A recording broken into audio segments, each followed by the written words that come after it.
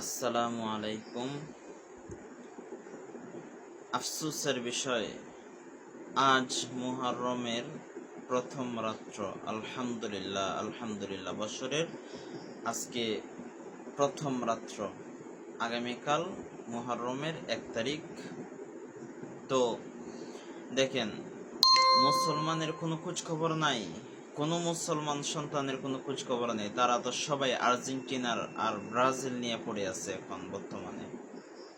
অথচ মুসলমানদের যে আজকে একটা আরবি বৎসরের আজকে প্রথম মাসের প্রথম তারিখ, এটা কারো কোনো খোঁজ খবর নাই, কোনো মুসলমান সন্তানের কোনো খোঁজ খবর নাই।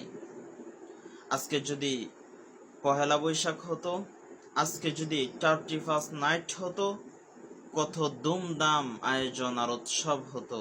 অথচ আজকে মুসলমানের যে মহা একটি উৎসবের রাত্র, আজকে কোনো মুসলমানের কোনো খোঁজ খবর নেই।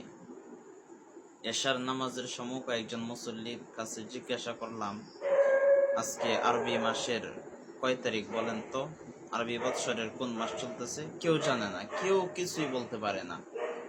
এই হচ্ছে মুসলমানের অবস্থা।